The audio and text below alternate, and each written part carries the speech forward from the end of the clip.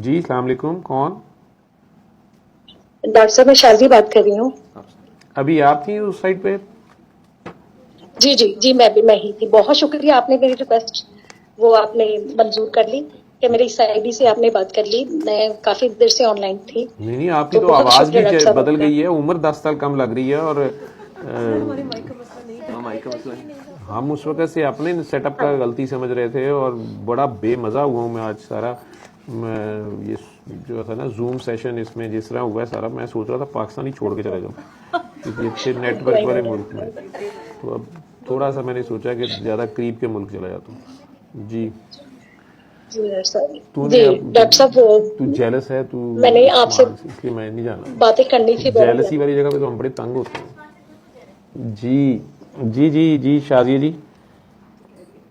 जी बिस्मिल्लाह doctor साहब। जी doctor साहब मैंने आपसे बातें करनी थी। जी। एक्चुअली मैंने मार्च में ये मैंने देखी थी वीडियोस, एक दो मेरी गुजरी। मैं बहुत ज्यादा परेशान थी डॉक्टर साहब। मैं तकरीबन साल से परेशान थी। बस मेरी जिंदगी में बहुत ज्यादा कुछ ऐसी चीजें हैं जो मुझे अभी तक इस उम्र में भी आके मेरी क्लियर नहीं है डॉक्टर साहब। तो मैंने बहुत ज्यादा मैं परेशान थी। तो मैंने ये स्क्रॉल डाउन कर रही थी। सिर्फ मुझे यूट्यूब ही चलाना आता है और कुछ नहीं आता। तो मैं देख रही थी, मैं परेशान थी। वजीफे वगैरह भी मैंने कर दिए, मेरे मसले नहीं हल हो रहे थे। तो अचानक ना आपकी कुछ वीडियोस गुजरी, मैंने प्ले नहीं की लेकिन गुजर गई मेरे सामने से। मैंने कहा पता नहीं ये क्या है। मैं बाबू से बहुत थक गई थी। फिर एकदम बुखारी साहब रहमतुल्लाह अलैह के उनकी ना तस्वीर मेरी आंखों के आगे गुजरी। मैंने कहा ये कौन है, ये तो ये डॉक्टर है, ये कौन है। खैर वो मैं उसे गुजारती गई। इस तरह 8-10 दिन हो गए, मुझे नहीं पता लगा। एक दिन जैसे मैं स्क्रॉल डाउन कर रही थी तो उनकी तस्वीर जैसे मेरी आंखों के सामने ना बहुत बड़ी हो गई, यानी कि जैसे वो मोबाइल से ना बाहर आ गई। मुझे ऐसे लगा कि मेरे पास आ गई तस्वीर। मैंने फिर ऐसे आंखें झटक के ना, तो मैंने झटक के मैंने कहा मैं ये इन्हें क्यों देख रही हूँ। मैंने छोड़ दी। फिर इसी तरह मैंने वीडियोस देखी। तो फिर इधर से कांटेक्ट मिला, मेरी दुआ करवाई। किरण साहिबा ने मेरी दुआ करवाई मुझे। मुझे उस दुआ से, जिसमें मुसीबत में थी, परेशानी में थी, तो मुझे बड़ा उसमें वो रिलीफ हुआ।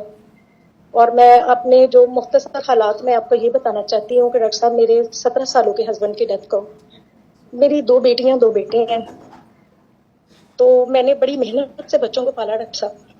मैंने 12 जमातें पास की थी तो मेरी शादी हो गई। फिर मेरे 4 बच्चे हुए। तो मुझे नहीं पता था जॉब वगैरह का या किसी किस्म का। फिर मेरे हस्बैंड थे, अजमल हुसैन उनका नाम था। वो कारोबार करते थे ऑटो पार्ट्स का। तो कोई पता नहीं उन्होंने कर्जे के, पता नहीं सूद के किसी काम में फंस गए। वो कुछ स्कैम हुआ उनके साथ, उनका पैसा सारा डूब गया। उनकी मौत, कुछ लोग कहते हैं उन्होंने खुदकुशी की, कुछ कहते हैं उनका एक्सीडेंट हुआ। खैर सारी चीजें छूट गई। एकदम मैं तख्त से फर्श पे आ गई।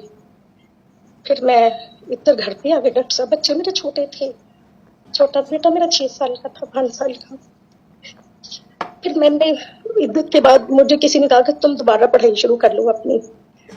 मैंने बीकॉम किया डॉक्टर साहब दोबारा, यानी कि 13 साल की शादी के बाद मैंने बीकॉम किया। फिर मैंने एक होटल में जॉब की एज अकाउंटेंट। फिर मैंने एक बैंक ज्वाइन किया। बैंक में मैंने 10 साल जॉब की। मैंने बच्चों को पढ़ाया डॉक्टर साहब। किस सन की बात है आपके मियाँ की डेथ? 2009 में। 16 साल पहले। हाँ जी। ठीक है तो जी। डॉक्टर साहब मैंने शादी मैंने नहीं की। बच्चों की खातिर बेटियां थी मेरी। तो ये कि बस बड़ी मुश्किल हालात में बच्चों को पाला। बिजली के बगैर हम लोग रहे, पानी के बगैर रहे, बड़े हार्डशिप्स देखी। अब ये कि मैंने बेटे को बाहर भेजा है, अपने बेटे को सॉफ्टवेयर इंजीनियरिंग करवा के, जिशान हैदर उसका नाम है। वो सिडनी में है, ऑस्ट्रेलिया में। स्टूडेंट वीजे पे उसे भेजा है। जो भी था वो भी लगाया, कर्ज वगैरह भी लिया। तो ये कि उसके उधर उसकी सेटलमेंट नहीं हो रही डॉक्टर साहब। उसका ये हुआ कि उसने कोविड में ये गया था। उसने पहले डिप्लोमे के लिए गया, फिर उसमें मसला आ गया कोई। फिर उसने कोविड वीजा उठाया। फिर उसकी जॉब नहीं रही। फिर उसने दोबारा मास्टर्स में एडमिशन लिया है, लेकिन उसका जो केस है वो उधर डिफ्यूज हो गया, उसका रिजेक्ट हो गया। वो अपील पे है। और इधर इसका वीजा स्टेटस ओके नहीं है, इस वजह से इसे जॉब नहीं मिलती। और जब मैंने ये सूरज रहमान की थेरेपी की थी 7 दिन के बाद, फिर उससे जॉब मिली किसी वेयर हाउस में 4 घंटे की। अब वो उधर काम कर रहा है, और अब मुश्किल ये है कि वो फीसें नहीं दे पा रहा उधर ना। उधर फीसें देगा तो फिर उसका उधर भी गुजारा होगा, मुझे भी उसने भेजने होते हैं पैसे, उससे उसके उधर डॉक्टर साहब मसले चल रहे हैं। और एक मेरा छोटा बेटा फैजान पैदर है, वो बस वो जो बाप की जो मौत का जो है खौफ, वो अभी तक ना मुझसे निकला है ना मेरे बच्चों से निकला है। क्या इसमें कोई हमारी कोताही है या हमारे कोई बड़ों की है, कि मैं कोई कर्ज है हम पे, कि जब मैं कभी जिंदगी में सर उठाने लगती हूँ मेरे पर फट फिर जाते हैं।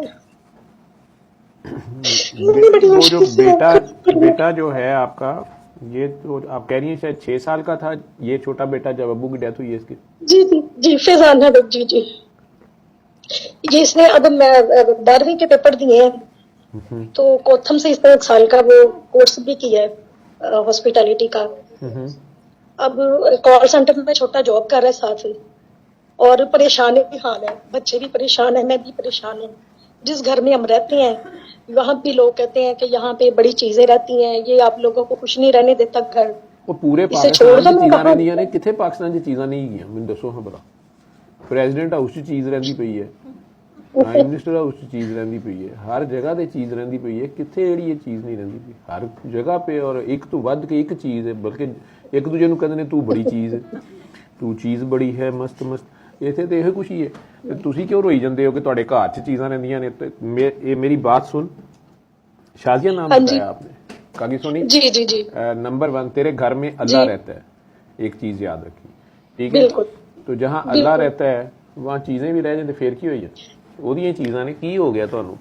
तो एक ही घर में इस लाहौर शहर में इंसान भी रहते हैं, गधे भी हैं, हम खाकू भी जाते हैं लाहौर में तो, और हर तरह के जानवर हैं, हर तरह की मखलूक है। तो यार एक दूसरे को रह रहे हैं। आपने आज तक कितनी मखलूक को तंग किया है, आप मुझे बताओ। कितना आपके पास फारग टाइम है, कितनी चुड़ैलों को छेड़ा आपने, कितने जिन फंसाए हैं?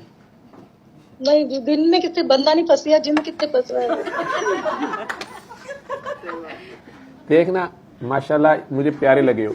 तो बेटा तुमने 16 साल बेवगी का काटे हैं। हादसा जिंदगी में होते हैं, खुदा बेहतर जानता है कि वो अल्लाह उन्हें जन्नत नसीब करे आपके मियाँ को। वो जो भी हालात थे, जिस तरह से भी वो अल्लाह उन्हें अपने पास ले गया, अल्लाह उनकी अगली मंजिलें आसान करे। लेकिन आपकी कहानी सुन के मैं समझता हूँ, मैं 14 साल का था जब मेरे वालिद की डेथ हुई है, तो मैं समझता हूँ कि मैंने बड़ी यतीमी और बड़ी मेरी अम्मी ने स्ट्रगल वाली लाइफ गुजारी है। लेकिन आपकी बात सुन के तो मैं शर्मा गया हूँ। तो माशाल्लाह आपने 4 बच्चों के साथ इतनी छोटी सी उम्र में शादी के 13 साल बाद दोबारा पढ़ाई शुरू की। यहाँ इस कमरे में बैठे हुए कई लड़के शर्मा गए हैं, सो कॉल्ड बैठे हुए, कि वो इस उम्र में भी, जवानी में भी B.Com नहीं कर सके या स्कूलों कॉलेजों से भागे हुए हैं, और इधर आके मेरे पास जो है ना वो लल्ले पल्ले पढ़ने वाली। सर हमें भी कैफियत है, तो अम्मी अबू को बताएं हमने नहीं स्कूल कॉलेज जाना, रोटी नहीं कमानी। तो आपने 4 बच्चों के साथ B.Com किया, फिर बता रही हो कि होटल में आपने किसी में अकाउंटेंट की जॉब की, फिर 10 साल बैंक की जॉब की, और ये दोनों जगहों पे अकेली औरत के लिए नौकरी करना मुझे पता है कि कितना मुश्किल काम है, ठीक है? आपने बेटी की भी शादी की है मैंने, हाँ जी, बड़ी बेटी की शादी की है। तो बेटियों की भी शादी या बेटी की भी शादी कर दी। हाँ, एक बेटा तेरा सिडनी पहुंच गया। मेरी इतनी प्यारी काकी है, इतनी प्यारी काकी है, 10 साल से उसने एड़ी चोटी, बल्कि नाक भी उसकी बड़ी प्यारी है, उसका भी उसने जोर लगा लिया, लेकिन मुझे सिडनी नहीं ले जा सकी, ठीक है? तो इधर की चुड़ैलें इतनी हैं कि वो उसकी नहीं चलने देती। तो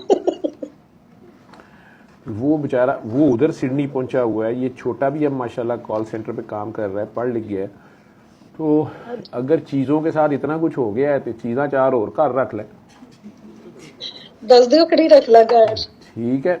अल्लाह ही रहने दे, अल्लाह ही काफ़ी है, ठीक है? अल्लाह नाल है मेरे बाबा जी। तो बस फिर तुम वही तो नाल गया तो मैं तो तक आ गई। कोई चक्कर नहीं है, कोई ऐसा मसला नहीं है। ये मसले मसाइल तो आते ही रहते हैं। अगर नबियों वलियों की नज़रों पे, ज़िंदगियों पे नज़र मारोगे तो क्या उनकी ज़िंदगियों में मुश्किलात नहीं थी? उन पे चीज़ें आती थी या कुछ होता था? अल्लाह का रास्ता जो है और अल्लाह की मखलूक सारी की सारी अपनी अपनी ड्यूटी पे होती है। आप इस दुनिया में जब आए हैं तो हो सकता है कि आप किसी बादशाह के घर पैदा हों और बादशाह के घर ही मर जाएं और बड़ी जनाब शहजादियों वाली ज़िंदगी और मलकाओं वाली ज़िंदगी गुजार के, और ये भी हो सकता है कि आप किसी बहुत ही गरीब घर में पैदा हों, किसी जंगल में, किसी रूड़े कूड़े पे, किसी चोलिस्तान में, और वहीं पे आप जवान भी हों और मर भी जाएं और सारा किसी को पता भी ना हो दुनिया में। हज़ार हाथ तरह की उसकी मखलूक है। तो असल सिर्फ ये है कि हम शुक्र अदा करते हैं या कुफ्र करते हैं।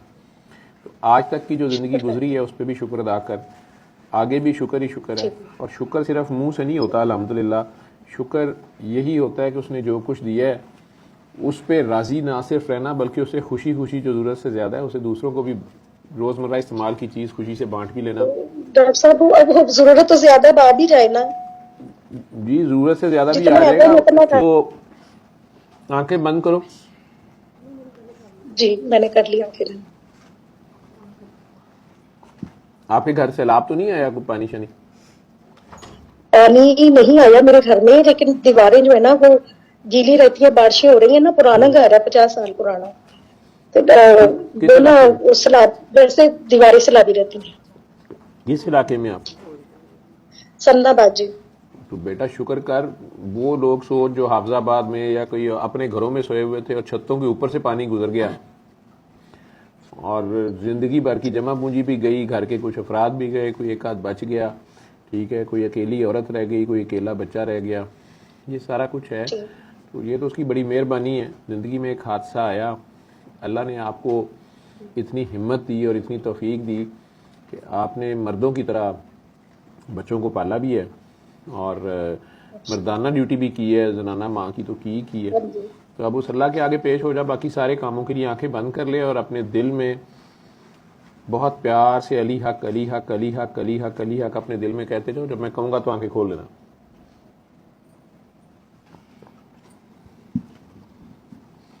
बाकी जी आंखें खोल लें। शाजिया जी आंखें खोल लें।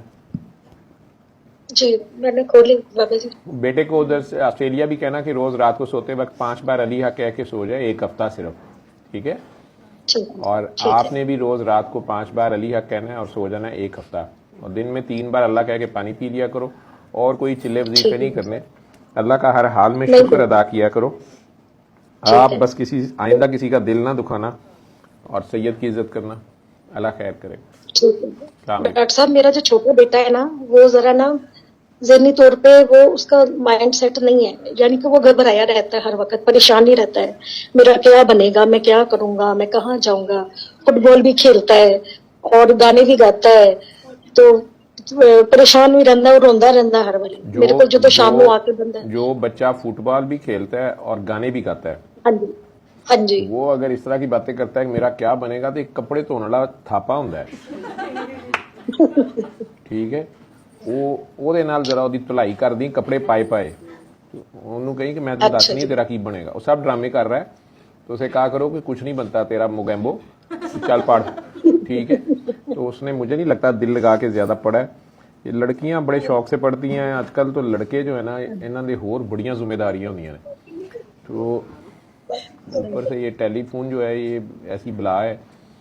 नहीं डॉक्टर साहब वो ऐसा नहीं है, वो बल्कि हमने तो 10 साल तक एक ही फोन यूज किया, माँ बेटों ने, बेटी ने। अब आके उसने दूसरा फोन लिया है। ले लिया ना, तो कोई बात नहीं, खैर है। उसे प्यार करो, उसे कहो, हौसला दिया करो, उसे कहो कि तू सारे में आगे जाना है, उन्होंने कही जा।